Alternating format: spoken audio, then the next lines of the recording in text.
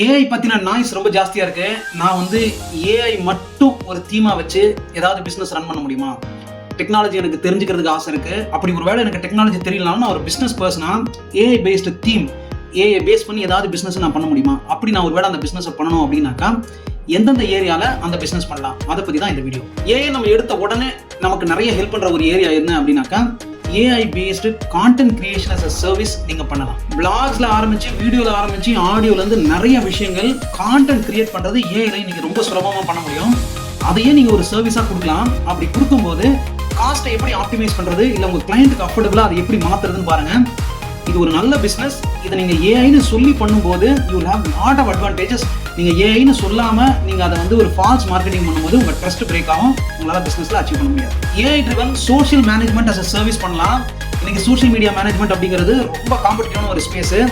அந்த ஸ்பேஸ்ல நீங்க சர்வீசஸ் ஆஃபர் பண்ணும்போது ஏஐ டூல்ஸ்னால உங்களால ஆப்டிமைஸ்டு சர்வீஸ் கொடுக்க முடியும். காஸ்ட் வெர்சஸ் குவாலிட்டியை ரொம்ப நல்லாவே பண்ண முடியும். அதனால இந்த பிசினஸையும் நீங்க செக் பண்ணுங்க. AI powered email marketing as a service, AI powered SEO as a service. இது எல்லாமே ஏஐன்னு வந்த உடனே டெக்னாலஜி ஓரியன்டா நிறைய விஷயங்களை நீங்க பார்க்க வேண்டியிருக்கும். அகைன் நான் சொன்ன மாதிரி உங்களுக்கு டெக்னாலஜி தெரியலாம், அதை தெரிஞ்ச ஆளுங்க கூட வச்சுட்டு இந்த மாதிரி பிசினஸ் பண்ணுங்க.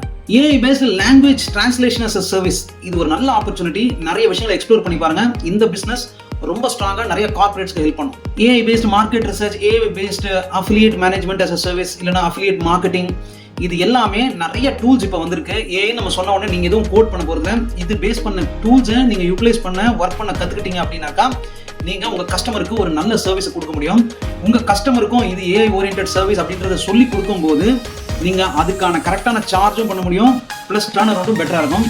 சில இடத்துல மேனுவல் வேல்யூ கொடுக்கணும் அப்படின்னாக்கா மேனுவல் வேல்யூ கொடுங்க. பட் கஸ்டமர் கிட்ட ரொம்ப டிரான்ஸ்பரண்டா இருங்க. உங்க பிசினஸ் மாடல் ரொம்ப ஸ்ட்ராங்கா வரும். ஏஐ பேஸ்டு சென்டிமெண்ட் அனாலிசிஸ் எல்லா கம்பெனிக்கும் எல்லா கார்பரேட்டுக்கும் சோஷியல் மீடியாவில் ஸ்ட்ராங்காக இருக்கிறதுக்கு தேவை. ஸோ ஏஐ பேஸ்டு நிறைய சென்டிமெண்ட் அனாலிசிஸ் டூல்ஸ் வந்திருக்கு.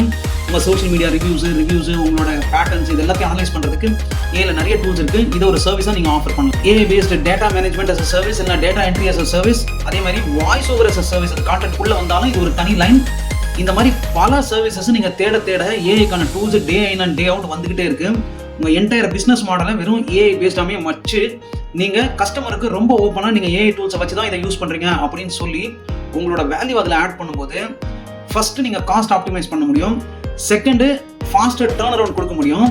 கஸ்டமர் இனிஷியலாக அது ஏஐ அப்படின்னு சொல்லும்போது அதை ரொம்ப குறைச்சி மதிப்பிட்டாலும் உங்களோட நாலேஜ், உங்களோட எக்ஸ்பர்டீஸ் இல்லாமல் இதை கண்டிப்பாக பண்ண முடியாது. ஸோ நீங்கள் லாங் டேர்மில் கண்டிப்பாக உங்களால் நல்லா பண்ண முடியும். இது போல பிஸ்னஸ் வீடியோஸ்க்கு தொடர்ந்து நம்மளை பாருங்கள். உங்களுக்கு தேவையான டாபிக்ஸ் ஏதாவது இருந்தால் அதை கமெண்ட் பண்ணுங்கள்.